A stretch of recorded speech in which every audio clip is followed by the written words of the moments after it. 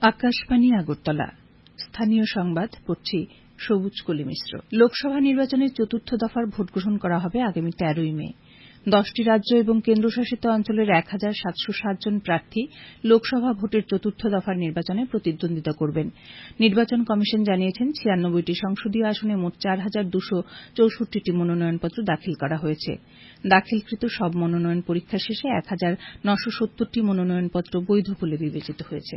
শারীরিক অসুস্থতার জন্য জিবি হাসপাতালে চিকিৎসাধীন এমডিসি পদ্মলোচন ত্রিপুরাকে গতকাল সন্ধ্যায় দেখতে গেলেন মুখ্যমন্ত্রী অধ্যাপক ড মানিক সাহা। তিনি অসুস্থ শ্রী ত্রিপুরার শারীরিক পরিস্থিতি সম্পর্কে কর্মরত চিকিৎসকদের কাছ থেকে খোঁজ খবর নেন। মুখ্যমন্ত্রী অসুস্থ শ্রী ত্রিপুরার দ্রুত আরোগ্য কামনা করেছেন। খাদ্য সচিব রাভেল হেমেন্দ্র কুমার গতকাল জানিয়েছেন, রাজ্যে বর্তমানে নিত্য প্রয়োজনীয় পণ্য সামগ্রীর পর্যাপ্ত মজুত রয়েছে। পণ্যবাহী ট্রেন চলাচল ও জাতীয় সড়কে জ্বালানিবাহী ট্যাঙ্কার চলাচল ব্যাহত হয় রাজ্যে পেট্রোল ডিজেলের উপর রেশনিং ব্যবস্থা অব্যাহত রয়েছে। গতকালও রাজধানী আগরতলা সহ রাজ্যের বিভিন্ন পেট্রোল পাম্পে পেট্রোল ডিজেলের জন্য যানবাহনের দীর্ঘ লাইন দেখা গেছে। খাদ্য অধিকর্তা নির্মল অধিকারী জানিয়েছেন, পরবর্তী সিদ্ধান্ত না আসা পর্যন্ত রাজ্যে পেট্রোল ডিজেল সরবরাহে সরকারি নিয়ন্ত্রণ বজায় থাকবে। সামগ্রিক পরিস্থিতির পর্যালোচনার জন্য গতকাল আগরতলার খাদ্য সচিব রাভেল হেমেন্দ্র কুমারের পৌরোহিত্যে এক বৈঠক অনুষ্ঠিত হয়। এই বৈঠকে খাদ্য দপ্তর, এনএফ, রেলওয়ে, পরিবহন দপ্তর, ইন্ডিয়ান অয়েল কর্পোরেশনের আধিকারিকরা উপস্থিত ছিলেন। শুখা মরশুমে পানীয় জল সংকট নিরসনে সিপাহীজলা জেলায় ব্যাপক উদ্যোগ গ্রহণ করেছে পানীয় জল ও স্বাস্থ্য বিধান দপ্তর। জেলার অন্তর্গত যে সমস্ত অঞ্চলে পর্যাপ্ত বৃষ্টির অভাবে ভূগর্ভস্থ জলের স্তর নিচে নেমে গেছে, সেই সমস্ত অঞ্চলগুলিতে ট্যাঙ্কারের মাধ্যমে জল সরবরাহ করা হচ্ছে। ডিডব্লিউএস বিশালগড় ডিভিশনের এক্সিকিউটিভ ইঞ্জিনিয়ার সুবিতা দাস জানিয়েছেন, প্রতিদিন প্রায় 15টি ট্যাঙ্কারের মাধ্যমে জল সরবরাহ করা হচ্ছে।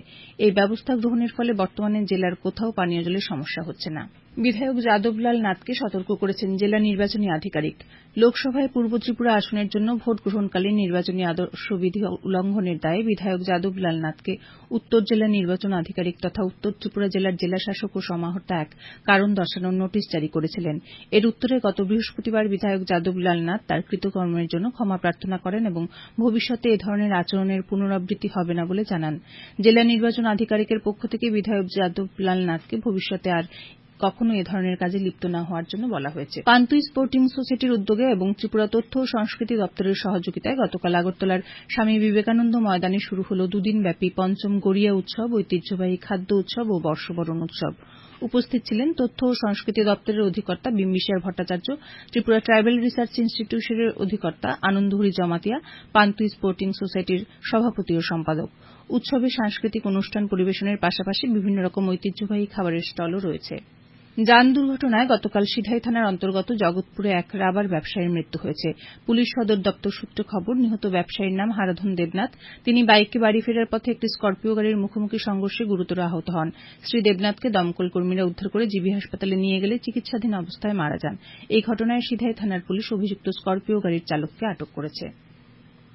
আসামের ডিমা হাসাওতে দুর্ঘটনাগ্রস্ত রাজ্যের বেকার যুবক যুবতীদের উপযুক্ত ক্ষতিপূরণ দেওয়ার দাবিতে বটতলায় বিক্ষোভ দেখাল এআইডিএসও। সংগঠনের রাজ্য সভাপতি ভবতোষ দে জানান, ডিমা হাসাওয়ে দুর্ঘটনায় রাজ্যের যুবকের মৃত্যুর জন্য দায়ী কো-অপারেটিভ ব্যাংক কর্তৃপক্ষ। রাজ্যের বাইরে পরীক্ষা কেন্দ্র করা না হলে এই ঘটনা সংঘটিত হতো না বলে তিনি জানান।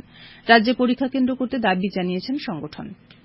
পিয়ারবাড়ি থানার পুলিশ গতকাল বিকালে বরদোস লেক এলাকা জঙ্গলে অভিযান করে 118 কেজি গাঁজা উদ্ধার করেছে। পিয়ারবাড়ি থানার পুলিশ ইন্সপেক্টর কথারাই দেববর্মার নেতৃত্বে এই অভিযান করা হয়। পুলিশ জানিয়েছে, বরদোস লেক এলাকায় দীর্ঘক্ষণ তল্লাশি চালিয়ে গভীর জঙ্গল থেকে 120 প্যাকেট গাঁজা উদ্ধার হয়। এই ঘটনায় এনডিপিএস আইনে মামলা নিয়েছে পুলিশ।